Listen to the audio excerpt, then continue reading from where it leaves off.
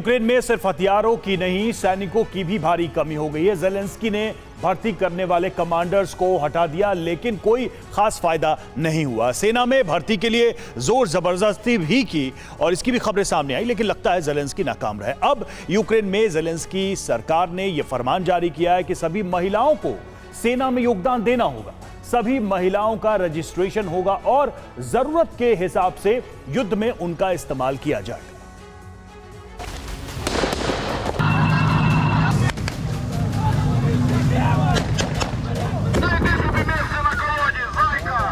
ये यूक्रेनी लड़कियों और महिलाओं का वर्तमान है और अब भविष्य कैसा होने वाला है ये भी देख लीजिए। जंग ने यूक्रेन की इन खूबसूरत महिलाओं की जिंदगी बदल दी है। अब फैशनेबल कपड़ों की जगह इन्हें वर्दी पहननी होगी।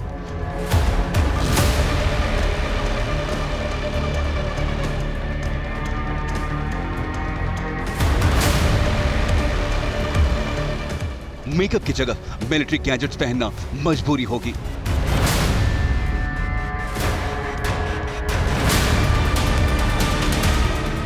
यूक्रेन की लड़कियों ने भी अपने करियर को लेकर कई ख्वाब देखे थे, उसे पूरा करने की कोशिश में थी और कुछ कामयाबी भी हासिल कर चुकी थी। लेकिन अब सबको देश के लिए लड़ना होगा, इस लड़ाई का भागीदार बनना होगा। गोली भले ही चला ना सके, लेकिन युद्ध के मैदान में किसी न किसी तरह से मदद करनी होगी, क्योंकि ज़ेलेंस्की सरकार ने ऑर्डर जारी कर दिया है।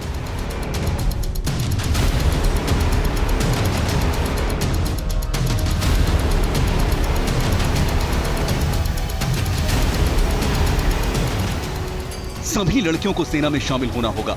सिर्फ 60 साल से अधिक उम्र वालों को छूट है। सभी महिला डॉक्टर, नर्स को युद्ध में जाना होगा। महिलाओं को युद्ध की ट्रेनिंग लेकर मोर्चे पर जाना होगा। यूक्रेन की सरकार को इससे कोई सरोकार नहीं होगा कि कोई स्टूडेंट है, हाउसवाइफ है या फिर टीचर या कुछ और। अगर फिटनेस है और कोई गंभीर बीमारी नहीं है तो सेना की जरूरत के हिसाब से काम करना होगा। सरकार ने ऑर्डर इसलिए जारी किया है क्योंकि अब बर्फबारी होने वाली है।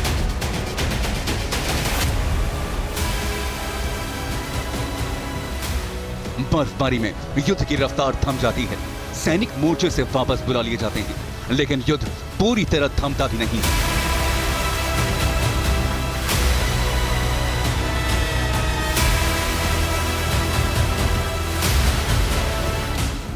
बर्फबारी के दौरान पुरुष सैनिक आराम करेंगे। सैनिकों को परिवार के साथ वक्त बिताने का मौका दिया जाएगा। मामूली जख्मी सैनिकों का इलाज करवाया जाएगा। पुरुष सैनिकों को आराम मिल सके, इसलिए अभी से महिलाओं की भर्ती शुरू कर दी गई है। ज़ेलेंस्की को अच्छी तरह पता है कि देश की ज्यादातर महिलाएं सेना में शामिल नहीं होना चाहती। यही वजह है कि यह नियम पूरे देश के लिए लागू कर दिया गया है।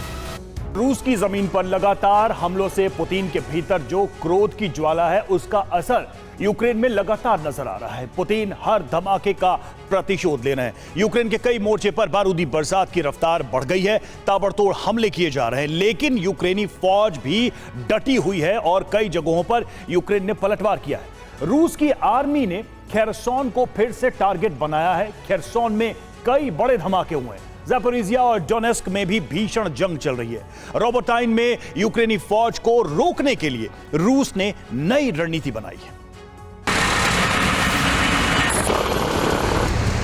Приготовиться маневр.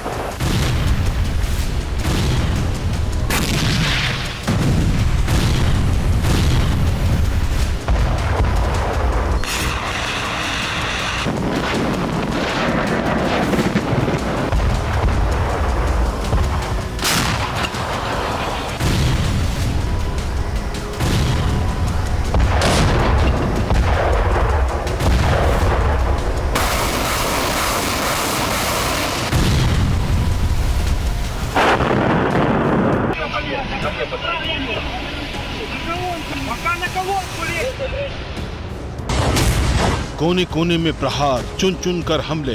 कोई इलाका नहीं बचा जहां रूस कहर नहीं बरपा रहा।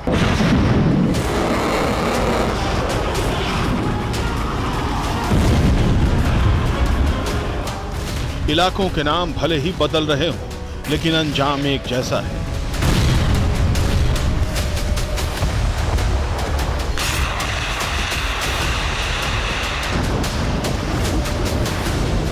तबाही और बर्बादी का आंकड़ा हर प्रांत और हर शहर में एक जैसा है।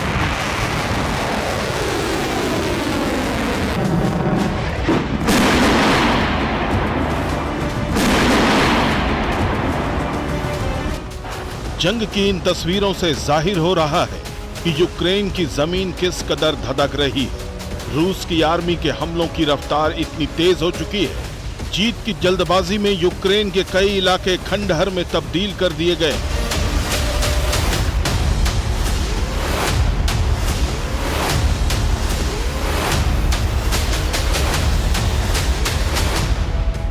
सबसे भीषण जंग डोनेस्क और ज़ेपोरिजिया में चल रही है।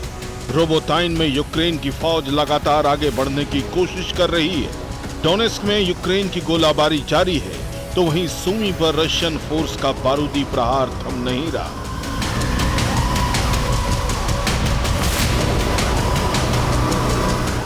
रूस ने दावा किया है कि डोनेस्क में यूक्रेनी फोर्स का हौसला पस्त करने का एक्शन शुरू हो चुका है। रविवार को दक्षिण डोनेस्क में रूस ने बड़ा हमला किया।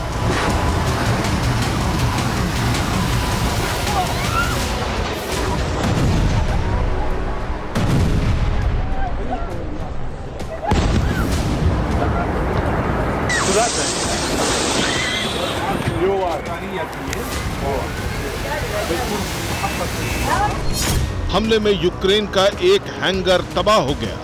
हैंगर में यूक्रेन के भारी हथियारों का जखीरा था। रूस ने यहां तुलिप मोर्टार से हमला किया।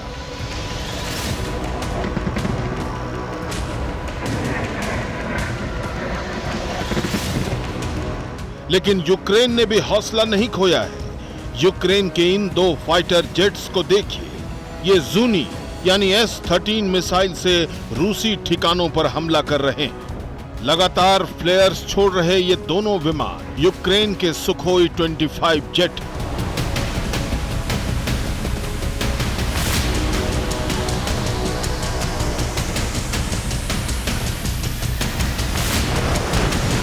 यूक्रेन का एक और हमला देखिए। आसमान में मौजूद ड्रोन लोकेशन ट्रेस कर रहा है और टैंक से गोलीबारी हो रही है। यूक्रेन की फौज रूस के आर्म्स डिपो और सैन्य अड्डों को तबाह कर रही है।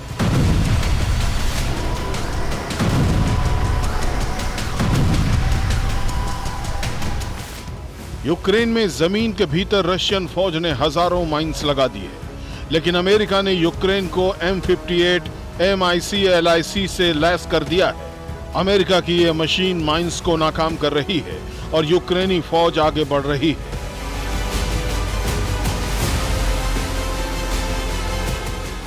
रोबोताइन में यूक्रेनी फौज लगातार कब्जा कर रही है। यूक्रेन की ऑपरेशनल ब्रिगेड उन सुरंगों की तलाशी ले रही है जहां रूस के सैनिकों ने ठिकाना बनाया था।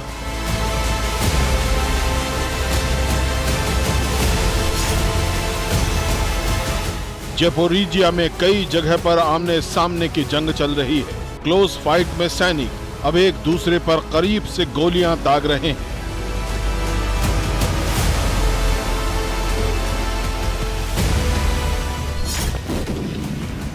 पहले आग का एक बड़ा गोला नजर आया और कुछ सेकंड बाद एक धमाके से हिल गई जमीन।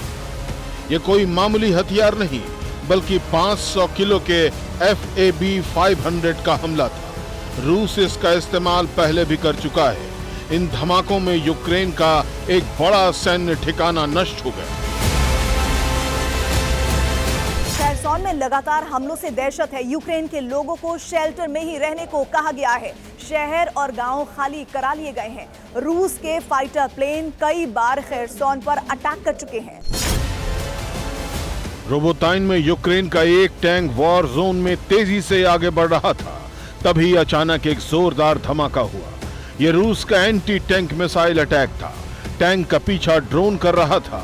ड्रोन ने ही टैंक को लोकेशन दिया और फिर एंटी टैंक मिसाइल से हमला कर दिया।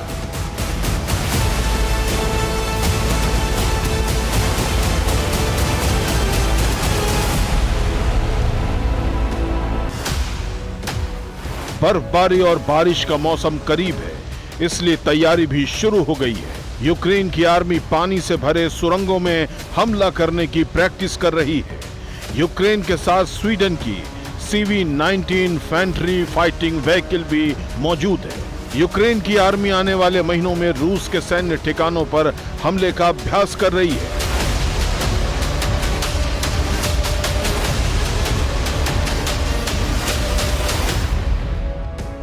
जेपोरिजिया में रूस ने एक्स्ट्रा फोर्स भेजने की भी कोशिश की थी, लेकिन रशियन काफिला यूक्रेन के ड्रोन हमले से बच नहीं सका। ड्रोन ने काफिले की जानकारी दी और फिर यूक्रेन ने आर्टिलरी अटैक के साथ क्लस्टर बम से हमला कर दिया। रूस का काफिला इस अटैक में नष्ट हो गया।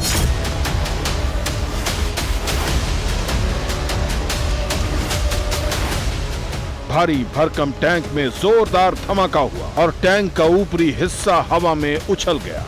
यूक्रेन ने वीडियो जारी करके ये दिखाने की कोशिश की है कि उसके पास टैंक के परखच्चे उड़ाने वाले घातक हथियार मौजूद हैं।